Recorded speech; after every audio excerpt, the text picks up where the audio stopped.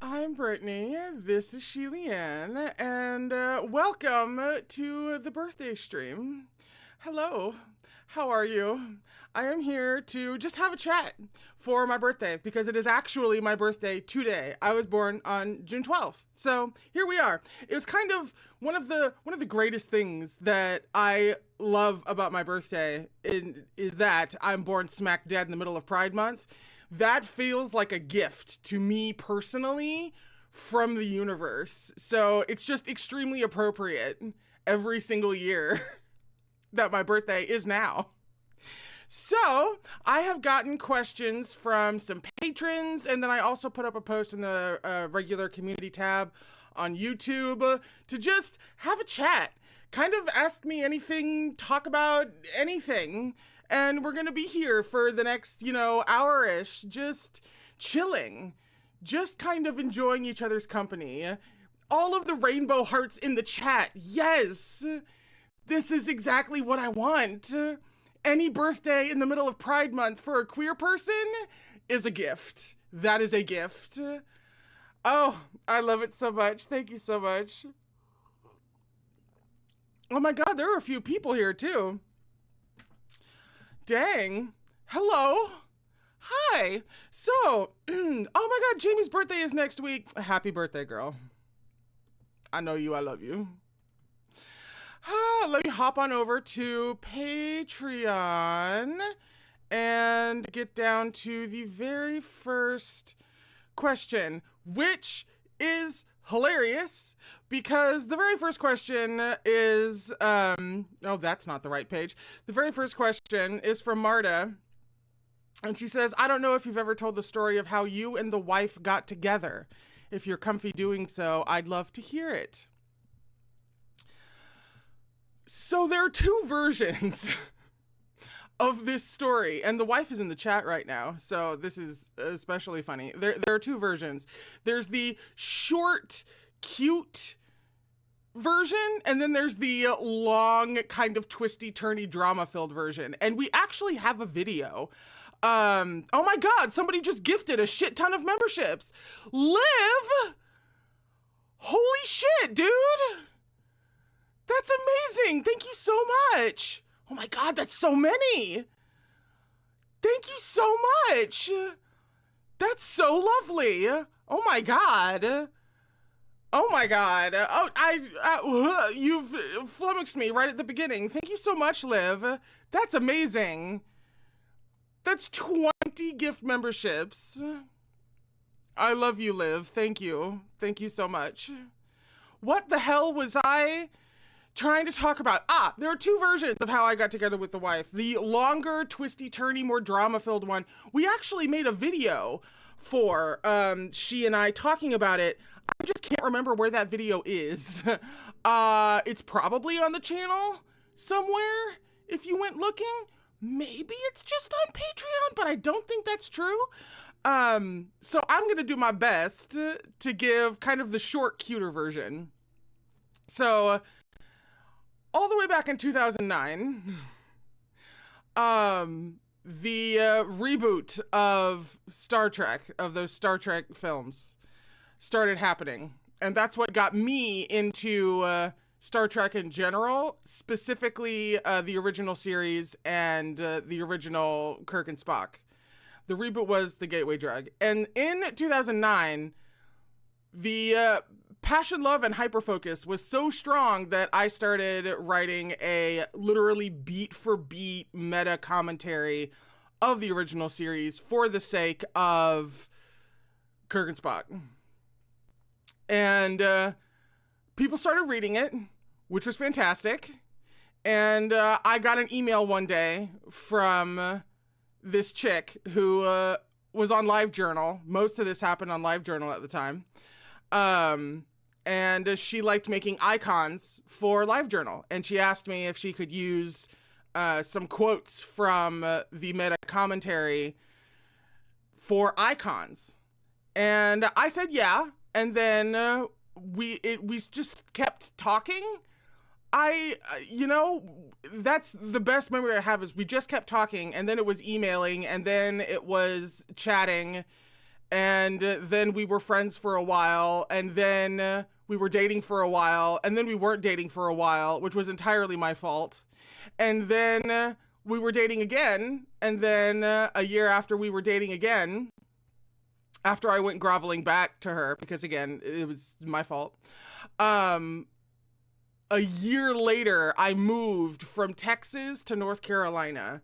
So I hauled my ass 1,000 miles across the country to be in the same city as her. And I've been here ever since. And then we got married in 2020 because I proposed like a year after I moved here. And now here we are. That's the short version of how we got together. I wish I knew immediately. You know what? The wife has probably said where it is. She probably remembers. But that video, the longer video of us really going into it, is somewhere. I can't remember where. But that's the short, cute version of how the wife and I met and got together. It was literally Kirk Spock in the original series of Star Trek. I'm very, very proud of that, actually. It's a little iconic of us, I'm not gonna lie.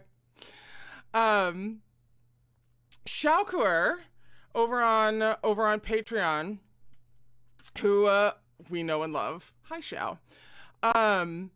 Said, okay, so my question is about your experience as neurodivergent with respect to preferred fonts and colors for reading AO3/subtitles/gift sets, etc. I use a customized AO3 site skin for reading with colors I picked to be low vision and dyslexia friendly for me specifically. And then a fandom friend posted about making Podfic more accessible to people with hearing impairments.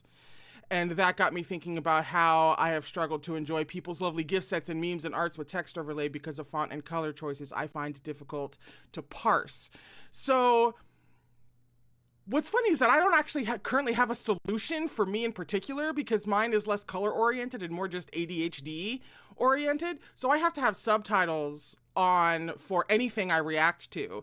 So that way I can say comments as they happen, but whoever's watching doesn't lose out on whatever's being spoken. And then neither do I, because then as I'm saying something, I can use the subtitle so that I keep up, right? But then for English speaking programs, for English speaking series, having subtitles there about 99% of the time, unless I'm actively saying something, is like hugely distracting. I almost can't not read them as I'm listening, even though I can understand what is being said. And it just becomes a whole very like finicky thing that I actually probably should look into, making the subtitles smaller or something like that. But actually, I haven't realized that I'm so used to white subtitles at this point that even though there may be a color or a solution that makes it less intrusive to me, in order for me to be able to focus even better on what I'm watching, at this point, I don't think it would work necessarily for me, because any change from white, because I'm so used to it, would just be so alarming to the brain. It would just completely override it. At best, it would take me a significant amount of time to just get over it. So I should probably just reduce them in size. But if there is an issue with like readability, subtitles are just so, if there is that this begs the question, Shao, of if there is a form of subtitle that is actually the best to read for people that I just don't know about. And, but then again, maybe white subtitles in that way is just the standard.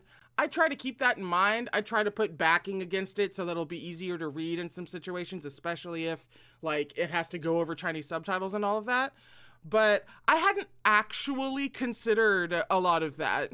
Thank you for bringing that to my attention. I wish I had a better answer, but that is something definitely to be keeping in mind, I should probably ask if there's some other color that's actually more conducive, or if there should just be a backing to it all the time, because I don't have it on all the time. I need to like put an accessibility poll actually out into the field. Thank you for that, Xiao. Kate, the lovely Kate from Patreon, asks, did you have a picture of Ewan McGregor in your locker because Mulan Rouge was your whole personality, or was that just me? No real question. What are your top 3 ships you read fic for on AO3? Well, first of all, I metaphorically had that pinup of Ewan McGregor, and low-key also Nicole Kidman, because Mulan Rouge was my entire personality at that age. I was like 14 when it came out, and a theater kid, and yeah, Mulan Rouge, big fundamental part of my personality. I fully identify with the Mulan Rouge obsession, and I am so happy that it's a stage musical now. It took way too long for that to happen, frankly. It's a little absurd that it took this long, but it's here now. I have not seen it yet because I'm kind of low-key hoping for certain things, but it's like I haven't found a bootleg or anything like that, but just from the glimpses I've seen, it does look like it's an actually good adaptation, and I have heard good things. But we needed to bond for a second over the Mulan Rouge obsession because it was deep and it was real and it was valid. The top 3 ships that I read on AO3. Oh, my secret is that I don't read as much fan fiction as you would think. And that's entirely my fault because I really can't turn off the writer-editor brain, like, at all. And so I tend to get really nitpicky, and so there's fewer fics that are kind of available to me as a result. However, the ones that I'm particularly drawn to when it comes to fan fiction are usually the ones that aren't canon, because that's an avenue of exploration that you don't get in the source material. So the 3 biggest ones, definitely Thor and Loki. Definitely Sheath from Voltron. And man, do I even want to say this ship? I have a ship that is considered deeply controversial in some fandom circles, and it's such a hot button topic that I really don't even like bringing it up because I don't want to just invite the but in the interest of, it's my own damn birthday and I'm on my own damn channel and it's my own damn stream, and I believe you can ship whatever you damn well want to, and that's fine. I am going to say that the other ship that really should be in the top 3 of fics I read for is Sam and Dean from Supernatural. And they're probably the ones that I've read the most for, just because I've been in the Supernatural fandom for so long. And so that's got to be, yeah, I think the top 3 of that. I feel like I'm missing something though, and I usually am. So I'm sure I'll think of a perfect kind of secret 4th thing that should be in there that I can't summon. But Sheath, Sam and Dean, and Thor and Loki, that probably rounds it off pretty nicely, actually. Over here, Lila actually has 2 questions. There's somebody else up here. There's somebody else up here who was just like just thrown like a scattering of questions, which is hilarious, and I love them, and we will get to it. But immediately Lila has asked actually a couple of questions, as she should. Lila is basically the one holding the Discord together with 2 hands and her loveliness. So we deeply love, respect, and appreciate Lila. She does the most, and I love her so much. So her first question, although actually I saw somebody say, I saw somebody mention Destiel, hopping back on there, and it's so funny because I don't actually ship Destiel. However, I do ship it in an unrequited sense. So, like, I will be one of the first people right along with you to be like, was Cass in love with Dean? Yeah. Yeah. Was Dean in love with Cass? No.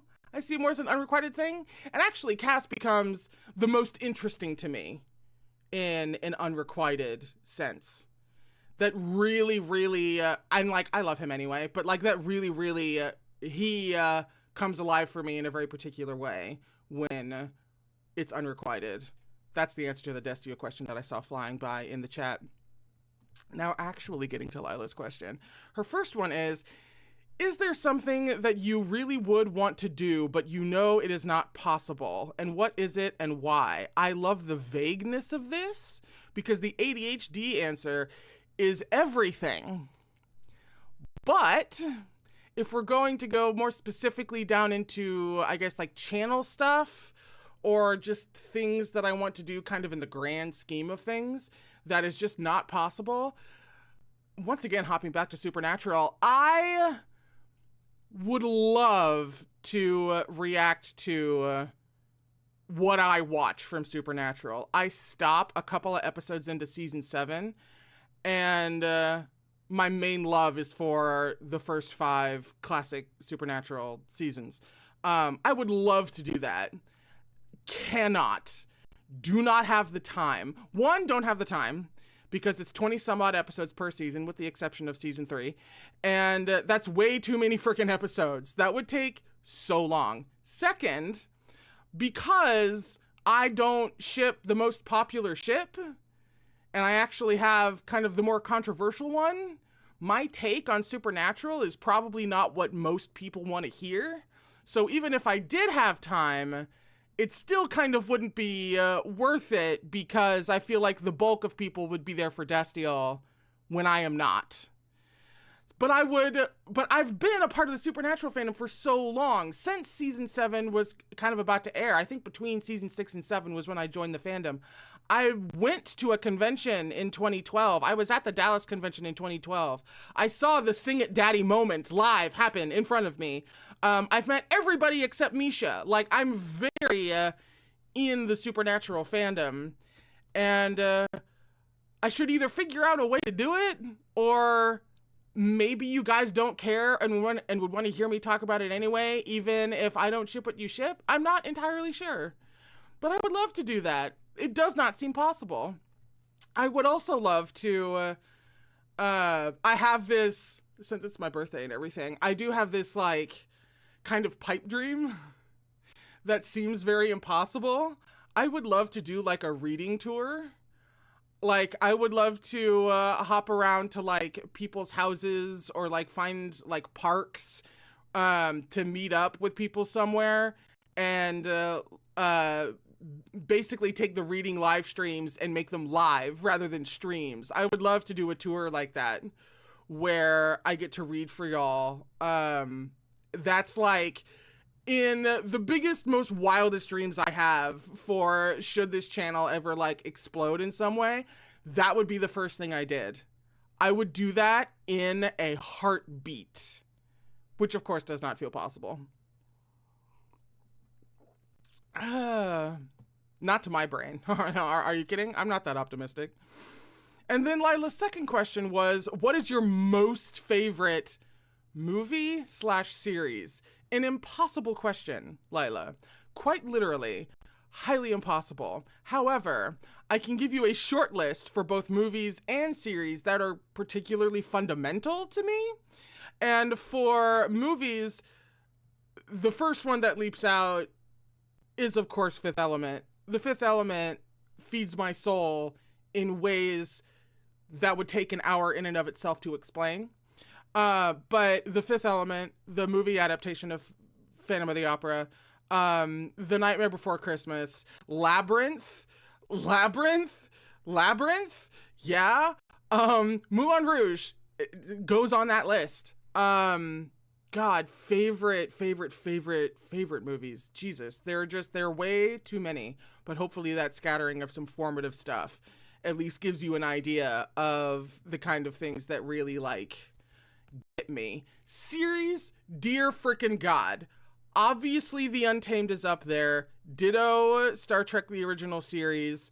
The West Wing is an incredibly important series to me. I actually have to swallow quite a few West Wing references as I'm reacting to things because no one will get it. No one would understand except the wife. No one would understand. But certain Aaron Sorkin works in general are a fundamental part of my soul. A Few Good Men would go into the favorite movies category, definitely. Will and Grace. I'm actually going to start a rewatch of Will and Grace today for my birthday while the wife and I try to set up my new PC speakers that I got for my birthday. There is a handful of sitcoms for series. Like, I just got done rewatching Fresh Prince of Bel-Air. The Golden Girls obviously is a very deep part of my psyche. Will and Grace was hugely important, going back to it, as a like queer representation kind of thing. Will and Grace and Queer as Folk were the two really first fundamental forays I had into canonically queer media. And they were life-changing for me in a couple of different ways. But Will and Grace is, unsurprisingly, a huge part of my personality. I think if you've seen just one episode of Will and Grace, you would understand. And if you haven't, you should. Go and watch the original OG episodes. I know they got rebooted and everything, which is kind of great. I love that for them. But the original run, which was seasons 1 through 8, I usually stop somewhere around season 6, I think, like the end of season 6. Those first 6 seasons, some of the best shit you will ever see. Do not get me started. But just God, so many series. Weak Hero Class, especially season 1, is one of the greatest things I've ever seen. Can I watch it that often? No, because it's deeply intense. But it's one of the greatest things I've ever seen, and it occupies a very, very deep part of my soul. So much so that the rewatch ahead of season 2 was anxiety-inducing to the point where I didn't do it. I did not rewatch the season, even though I should have, in, being a reaction person. I didn't. I skimmed very heavily. I care about things too much, but that's okay. I make a living out of caring about things too much. Woo! The next question from Tangled over on Patreon is, you've watched a fair few Eastern dramas now. What are your favorite aspects, tropes, shorthand, the weight and meaning behind dramatic kneeling in Chinese dramas, differences to Western media, etc.? Eastern dramas are, I love that they occupy like a whole ass quarter of real estate in my brain now, because it's so necessary, especially as someone who is a writer, and therefore I consider myself like a student of storytelling kind of always. And having Eastern media opened up for me in a way that it hadn't been before. I had seen a couple of live action things from maybe Japan or South Korea before I reacted to The Untamed and Beyond. But it was The Untamed and Beyond that really opened up live action stuff from the East for me. And it's so interesting being able to compare and contrast storytelling from Western to Eastern. And like, I already knew, thanks to anime and Japan, I already knew their capacity in general in the East for really, really detailed, like chess moves, strategic, in-depth, nitty-gritty storytelling that has so much thought put into it and plays out in such a complex way. They're so good at that. And not only are they so good at that, but they take it to a degree that Western media doesn't usually go. And it's so compelling. It's just this whole other, like, I feel like book adaptations from the East would be so much better because they are willing to go into the hyper detail that Western media can shy away from. And obviously, one of the great things about books is that you get all of the nitty gritty details. So like, they are just so good at constructing everything from that you would expect from plots, but even to things that come off as more organic, like character arcs. They are so meticulous. South Korea, China, Japan, so meticulous. And it's so impressive. And the way that they build things is just mind-blowing. And that's always the first thing I think of whenever I compare Eastern to Western storytelling. That has to be the first thing. It's so good the way that they craft characters. And it's why certain things have just set up shop in my brain like forever. And it's why the fandoms that pop up around those series and those stories are sustained for so long, even past when the thing is released, because there's so much to dig into. Even if it's shorter series in the East can go on longer fandom wise than some of the longest series in the West, because their material tends to be so dense. And that's amazing. The skill that it takes to do that is just beyond. That's a really nerdy nitty gritty answer, but fuck it, it's my birthday. Madaria is the one who has like, how many? Like 7 questions or something? 6, 7 questions? Half a dozen questions from Madaria. We love that energy. I love that. Thank you so much. Her first question is, if you could free just one of the locked up C-dramas from the censorship vault, which one would you pick and why? I actually do have oh, that's you, Mads? Oh, that's you, Mads. Oh, we love it, Mads. Thank you so much. Mads is Madaria. Thank you so much. Which C-drama would I free from the vault? I actually have a detailed answer for this. It comes down to the Heaven Official's Blessing adaptation or the Urha adaptation for me. So either Eternal Faith or Immortality is what they're both called. Because those are the two that I have read and I am reading. So those are the ones that I know the most. And it's almost a dead ass tie. However, I would choose ultimately Eternal Faith, Heaven Official's Blessing. One, because I simply must see Hua Chong, and also Shi Lian. Like let's be real, but like I need to see Hua Chong in the flesh.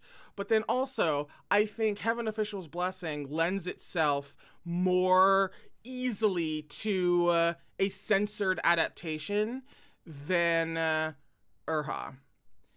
I can see how, kind of in an untamed way, I can see how you can engineer Heaven Official's Blessing to something approaching plausible deniability for censors. How you do that with Urha while also maintaining the integrity of the story strikes me as something even more complicated. Obviously, you're going to lose core aspects of either story because they are censored works.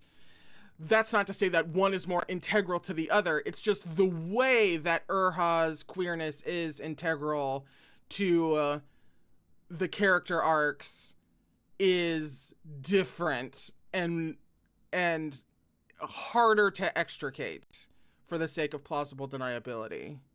So just because I think the adaptation as a whole will get out a little bit more intact with Eternal Faith and Heaven Official's Blessing, that's the one that I would free from the vault. That is an overly detailed answer for a hypothetical, but that's why we're all here. The second question So what is your favorite genre? This is from Adaria. Her second question is, what is your favorite genre to experience, read, watch in queer relationships? Sci-fi, fantasy, crime thriller, etc. I'm a genre whore, and the real answer is anything genre. I'm bigger into genre than I am contemporary, because we've had a lot of contemporary over the years. Genre queerness is less explored, although given how the 2020s have gone so far, those barriers are actually starting to be broken down, and we're just now seeing the initial floods of some real genre queerness. But because I guess I'm such a fan of genre, then naturally I would be the biggest fan of genre queerness versus anything more like contemporary. But there is ultimately a definitive answer to this, even though it's like choosing a favorite child. I will always... There's more catnip energy when it's queer historical fantasy. There's something about, maybe because medieval fantasy, historical fantasy is so like bro-coded and is so, straight dude appealing since forever, right? Maybe it's the idea of just queering the fuck out of that adds that little extra zing that cannot be ignored. But then also just something about, man, swords, magic, knights, and queerness. It makes the brain go burr. It makes me fire on all cylinders. So even though I love queerness and sci-fi, I love mystery, crime, thrillers, everything, I love that shit. Give me all of the queer noir. Please make that more of a thing. I want that so badly. But historical, and then especially historical fantasy, is that's the easiest way to get me into something. If it's fantasy, historical fantasy queer, lead with that, and I will immediately be paying attention. I just hit the mic. The next question, the third question from Mads, is, if you could go into the world of any show and live there with the wife and the cats, which one would you pick? I took a cursory glance at these questions, some of them ahead of time, just so that I could have an idea and actually have a brain cell when answering. And this is one of the ones I glanced at, which is why I have an answer so immediately off the top of my head. Doctor Who. I feel like I can speak for the wife and I when I say either Doctor Who or Star Trek. One of the two. I feel like the impulse to run around with the Doctor is extremely, I would say, just as strong as it is to actually kick around Starfleet in some capacity. I don't know what I would do in Starfleet, but the wife would certainly do something. Maybe I'd pull a Deanna Troi. Maybe I'd become a Starfleet therapist. Maybe? Something like that. But that's the definitive answer. And I know she's agreeing with me. As I choke on my coffee. Pardon me. Woo. Oh, okay, Mads. Next question is, do you consider Lord of the Rings gay enough to react to on Gaywatch? And if so, would you ever do a reaction to the extended editions? I don't think what's funny is I don't necessarily think it's gay enough to react to on Gaywatch. However, it is such a household name. It is one of those evergreen fandoms. You can kind of make stuff at any point in time, and there will always be a certain amount of attention for it.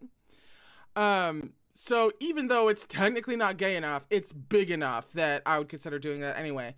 I've actually been way overdue for a Lord of the Rings rewatch. I love that trilogy, that OG trilogy so much. That was actually a formative part of my adolescence.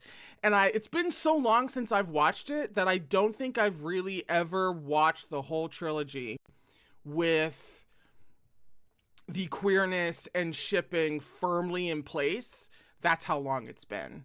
So yes, I have been trying to figure out a way to get Lord of the Rings at the very least onto the Patreon, if not also onto the YouTube. But they're so freaking long. It would be like doing a series. They're so long. So that might work its way into a poll or some such, because I would just love to rearrange my brain to make Lord of the Rings as gay as humanly possible. The short answer being yes, I think, to that question. The next question from Mads is, if you're comfortable talking about it, when did you first realize your sexuality? I am perfectly comfortable talking about it. It's just funny. It's just very funny. So you have to understand that I was 15 in like 2002, and certain musical things had happened in the music realm. And so there was, oh God, you know, any millennials in the audience, or any queer girl millennials in the audience right now may already know what I'm about to say. But there was a duo in the early 2000s for a hot second, for a span of a couple of years, that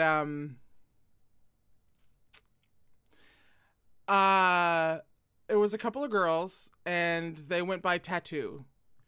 They were from Russia, and they were purportedly, some teenage Russian lesbian couple. And they put out a couple of albums about it. And they were very upfront with that. Like, they were kissing in music videos. They were kissing in stage performances. They were singing directly about loving each other and all of that, and being teenagers, being very like us against the world kind of thing. It was all very dramatic. It was also all, fake. They weren't actually together. One of them did eventually realize that they were bisexual, but it was some guy decided to make this duo to like start some waves. Funny thing is, I don't care that it was fake. It's one of those things where a fake thing results in something very real. And Tattoo's influence on queer girls of my age can't really be understated, because it was so specifically queer teenage girls being loving each other very loudly and not giving a fuck. That was really empowering, even if it was fake. I don't care that it was fake. Long story short, I was sitting around one evening on the internet, as I like to be at 15, and there were two music videos in particular. One for their big one, their biggest hit, All the Things She Said, but then there was another one that was more distinctly from their Russian releases, that was called Not Gonna Get Us, I think. And I was watching those videos back to back over and over and over and over again for a minimum of like a couple of hours. I was transfixed. I was hypnotized by these two music videos and the feeling that came with them, and also the music. I love a lot of their music, like genuinely bangers.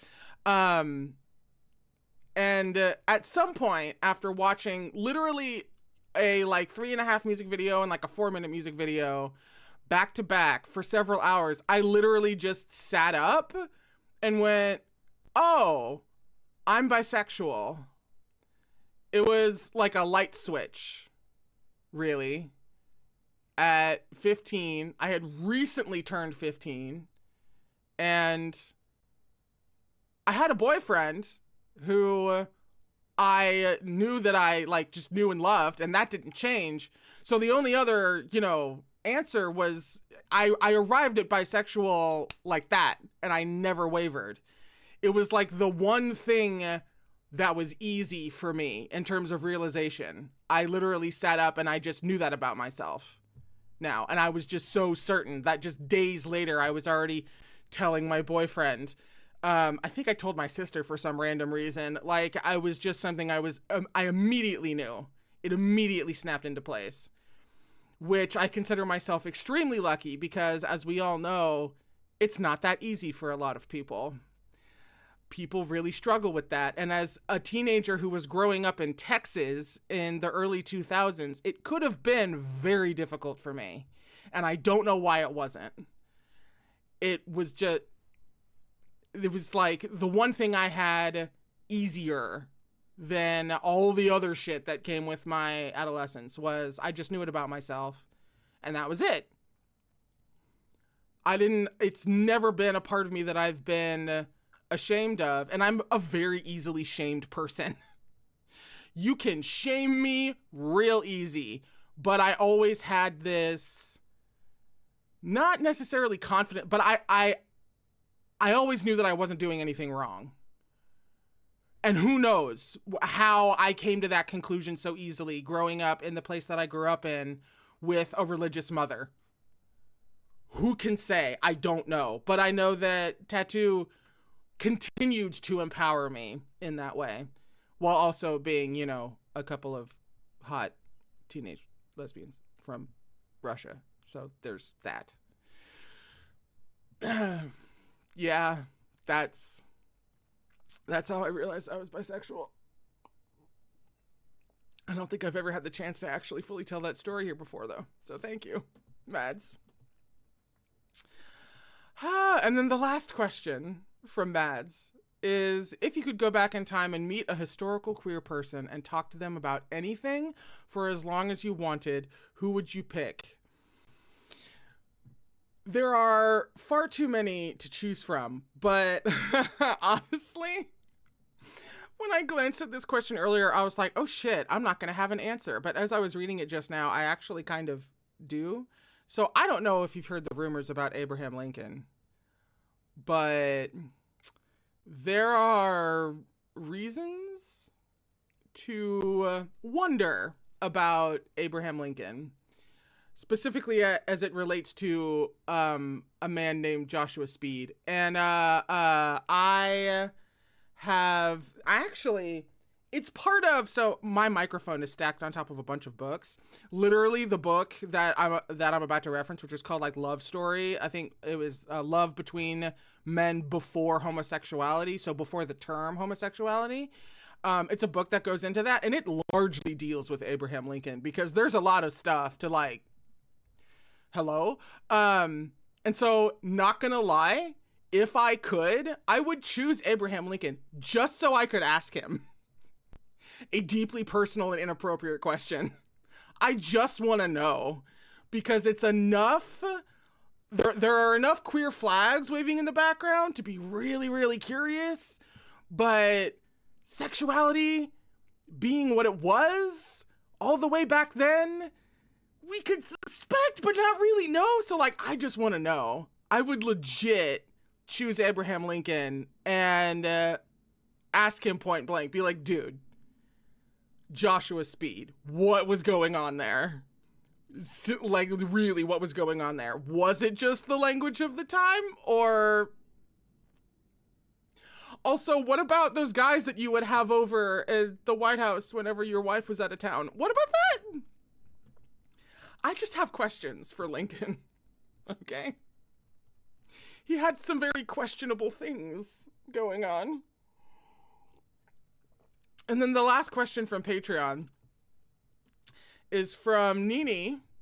And they ask, do you have any tropes or themes in fiction that usually hits just right for you? It's very easy to hook me in with a good redemption arc, but not even a canonical redemption arc. You just give me somebody who is fucked up and has done terrible things, but for whatever reason, their redemption would be super compelling, especially if tied to, you know, a ship, because let's be honest, we're talking about me here. But redemption arcs, or even a redemption arc that I can just plaster onto a character, that's a really easy thing to get me with. 'Cause I just have this ironclad belief in redemption of even the most heinous people. Not that I think that that's super common, especially if we're talking about the real world. Not that I think that that's common, but I ultimately believe that it is a thing that exists, and I find the fictional exploration of what that really looks like to be so interesting. It's so compelling to me. And that's the thing that first popped up off the top of my head. But of course, I love way too many tropes and themes to like name. And I feel like I'm always mentioning it all the time. I feel like I've said that's one of my favorite tropes as I'm watching series, as I'm reacting to stuff. I feel like I say that all the time. And it's true because I just have way too many favorites. But the first one that always comes to me off the top of my head is indeed anything about redemption arcs. Honestly, like really. If there's anything else off the... I mean, I love, you know, a character in authority. I definitely have a competency kink. We love competent and intelligent characters, especially when they then tangle with like anything emotional, such as romance. In terms of like tropes or themes specific to characters, I am a sucker for a thing that I like to call bad boy, good man. Because the bad boy trope that has been co-opted by the straights, I'm not really that into, because it tends to be romanticized asshat abusive behavior, and I don't go in for that. You want a bad boy who's actually a good man. That's where the money is. You want a Mal from Firefly. You want someone who has that sense of, I don't really give a shit what people think, especially when they're people that I put no stock in. And like, I have my own moral compass that might flirt with lines of what people, it might wander into a gray area. I may do things that other people wouldn't, but I'm a good man at the end of the day. Hello. Yes, please. I'm huge. The wife is probably rolling her eyes right now. Wei Wuxian, great example. Wei Wuxian. Oh yeah. Zhao Yunlan. That's how, yeah, from Guardian. Like, this is how whenever a character comes on screen and I am so affronted by their existence that I say I'm in trouble, that's almost always a guy who's giving bad boy energy, but will undoubtedly turn out to be a good man. Just, that's where it is. The straights think it's just bad boy romance stuff, and that's not it. That's not what you're actually looking for, or at least that's not what I'm actually looking for, but like, that's not where the money, the real compelling shit is bad boy, good man, and I'm gonna die on that hill. The wife has heard about this quite a lot. Over on the community post on YouTube now, there were a couple of questions there, and one from Discworld Edge Witch, which is an absolutely iconic name to go by, handle to go by, thank you, asks, have you seen Schmiggadun or Schmiggadun? It's amazing, and there's a coming out art in Schmiggadun, including an adorable song called He's a Queer One, That Man of Mine, which sounds deeply iconic. I've heard of Schmiggadun. I have not seen anything from it. I've been meaning to check it out. From what little I know about it, it strikes me as something that I would like live blog about on Tumblr versus anything that I would watch on camera. But I don't think I knew that there was anything queer about it. So actually, I'm going to write that down really quickly. It's going to make for great programming. Hang on. That's not how you spell that. There we go. To actually look up later. Because I have heard, yeah, the musical about... I've heard something about it. I should probably look into that more. Because if I didn't even know that that was queer, then I'm clearly doing something wrong. I am probably going to butcher the pronunciation of this name, and I apologize. It's either Aegis? No. It could be Agus Roca, I believe. Apologies if that was deeply incorrect. But they ask, the big question of this era for a YouTuber who reacts to gay content: how can one keep reacting after Heartstoppper? And how to keep existing at 55 years old after Heartstoppper? Help me, and I say this with the same face as Tao in season 2. Help me. Hugs from Argentina. First of all, Argentina, that's fucking iconic of you to just be there. Heartstoppper ending, I may just cry throughout the whole final movie. I may just sob because there's such, that would definitely go on a list of like top favorite series. That is a comfort show in every sense of the word, despite the fact that they go into some really valuable and interesting territory when it comes to hardships and bullying and figuring yourself out and parents and all of that. Heartstoppper means so much to me, so this is a very, very valid question. And I would say whenever it comes to any like big series that's ending that you just love so much and it's finally going to be over, it's like it's the trade-off of it. You no longer get to anticipate the next release, and in that sense it feels very alive when a show is releasing. It's a thing that is happening versus a thing that has happened, and that comes with like its own excitement and anticipation. And for a lot of people, it's what lets people like get so obsessed, usually with something that is still airing versus something that's done. But the trade-off for me anyway is that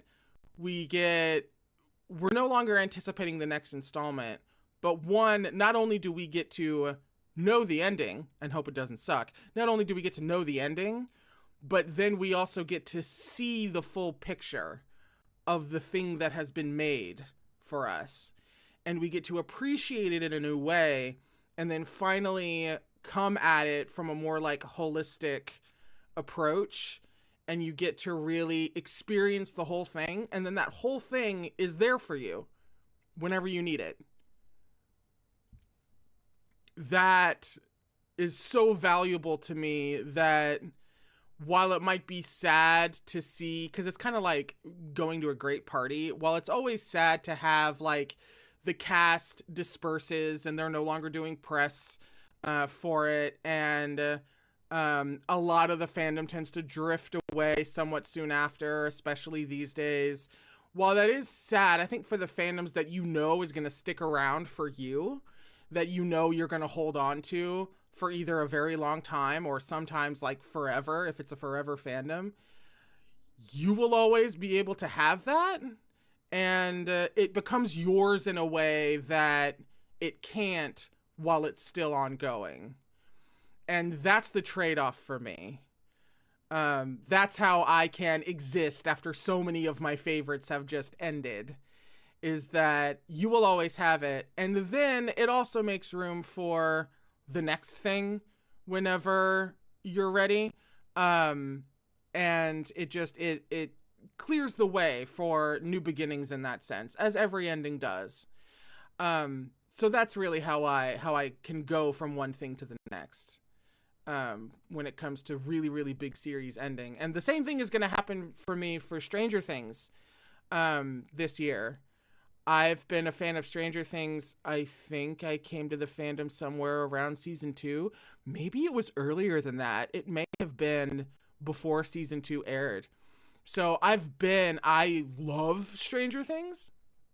I've been a huge fan of it for so long, and that's going to be a really big ending for me and obviously a lot of people. It's one of the biggest shows on the planet.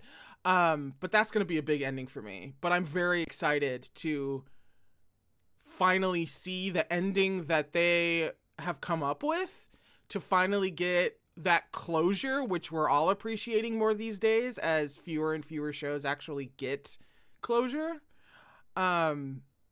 It's going to be hugely emotional for me, but I get to find out the ending, decide if there are any parts of the ending that I'm just going to throw out and pretend didn't exist, and which parts of the ending that I just love and cherish forever.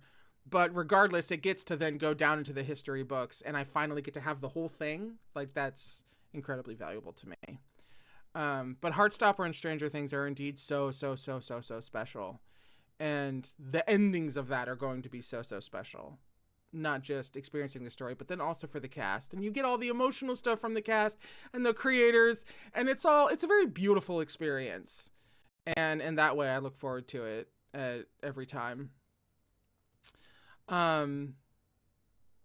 There is a question from Miki. I believe this actually may be the last question. The last question is from Miki, and who I know and love. And they ask, will you react to audio dramas, specifically Modazusha?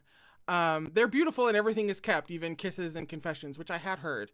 Modazusha is the one audio drama that I can basically guarantee that I'm going to get to. I don't think I can go too terribly long without doing something related to Modazusha. And that's kind of the last thing I have. I've reacted to the series. I've read the book. I've watched the donghua. The audio version, the audio drama is kind of the last big adaptation left that I can react to. Because I know that there's also I forget the actual name, the Chinese name for it, but I know that there's a comic, or there's a graphic novel for it, but I don't think I could react to it. That I don't think that's really possible to react to, or maybe I would have to figure. I'm not entirely sure, but who knows? After I get done with the audio drama, you never know. It could be a year or so later, and I'm so desperate to do something related to Modazusha that I just figure it out. So who knows? But I have always planned on doing the audio drama because I hear such great things about it.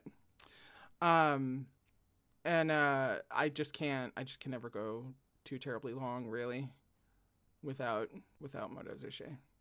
I'm not entirely sure when I will get to it, because I'm actually not entirely sure even how long it is. I do need to look that up as well. But it will happen. It's been on my horizon for a very long time. And this seems to be the year of finally getting to things that have been on the horizon for me and Gaywatch for a very long time. So, fingers crossed. But yes, I am pretty much finishing right on time. Excuse me, with a few minutes left over to just chat with y'all. Oh my god, I usually run out of time for this. Go me. Manhwa, thank you. Blue turnips. Manhwa, thank you. There was a question up here. You mentioned Star Trek. You're watching Strange New Worlds. I'm not currently watching Strange New Worlds. I don't know if I will actually watch Strange New Worlds, because the vibe I get is that, it's kind of a similar issue to the reboot movies, in that they give Spock a girlfriend, and I just kind of don't want to do that again. But then also and this is my own fault. This actually isn't the fault of the show, but the guy who they cast as Kirk is that guy from Vampire Diaries, and I cannot see past that yet.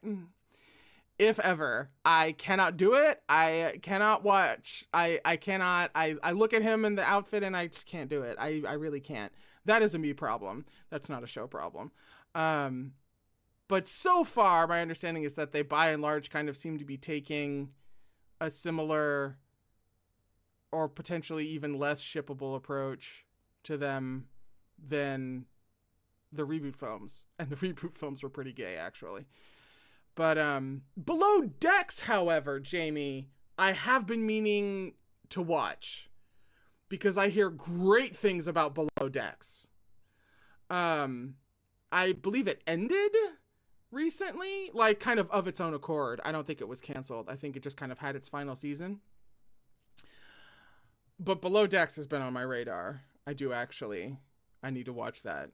Is it gay enough to make it a Gaywatch thing, or should I just be live blogging about this on Tumblr? These are the questions. I have not heard of The Wedding Banquet, but I'm writing it down right next to Schmiggadun.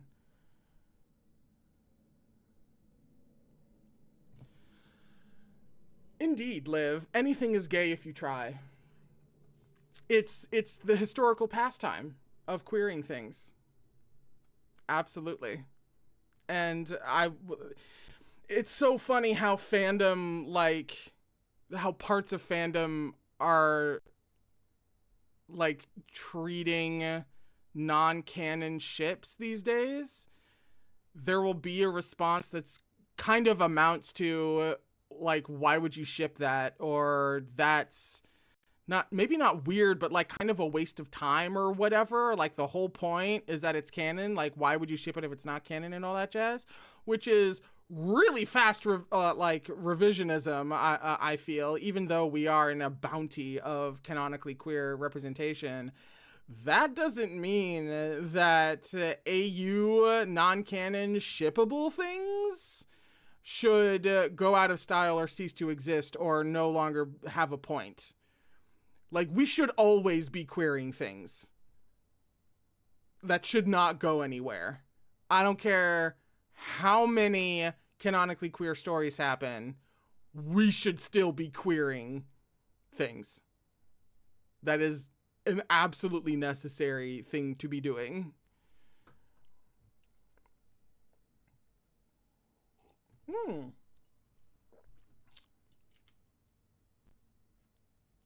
Oh, Tuxedo, you're so sweet. Oh, did you post this question on the committee? You know what? I haven't refreshed the page, so that might be why I missed it. But you were just doing a mental health check-in. Because I've been stressed recently. Like last week, I had a spike in my anxiety because I've upped my anti-anxiety meds, and a temporary side effect of that can be increased anxiety. So I did have that moment last week. I am evening out this week. This week is going better than last week did. So it is an improvement, and thank you for asking. I have one of my mandatory vacations coming up next week. I do have next week off, which is very well timed with this recent anxiety spike and everything.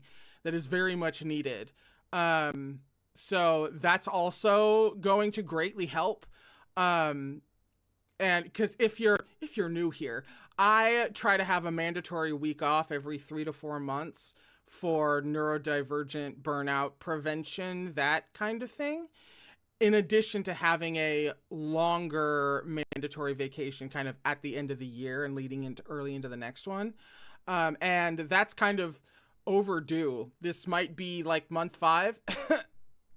And I'm only just now getting to the vacation that I almost didn't take because it lands in the middle of Pride Month.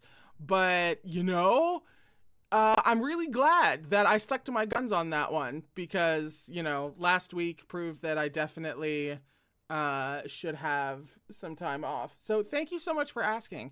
It is getting better. And with time off coming, it will get even better. And I'm really hoping to come back from that break very refreshed and ready to get certain things finished, i.e. video essays. Chuck Tingle. There are a couple of books from him, the more serious ones, like Camp Damascus, and God, there was another one that he did that looked really interesting. Short answer, I am very, very open to Camp Damascus or the other book of his that I can't remember that's also very queer. Even though I haven't read Chuck Tingle yet, and I don't read his crazy ass things. I just appreciate them from afar because I don't think the crazy ass things would ultimately be up my alley. However, we love and support Chuck Tingle, obviously. That is an exceptional human. He is doing literally the most, and I love him and everything about him. He is fantastic, and I would love to be able to get him on, like, read him on a stream at some point. That has been at the back of my mind. Shadow Hunters.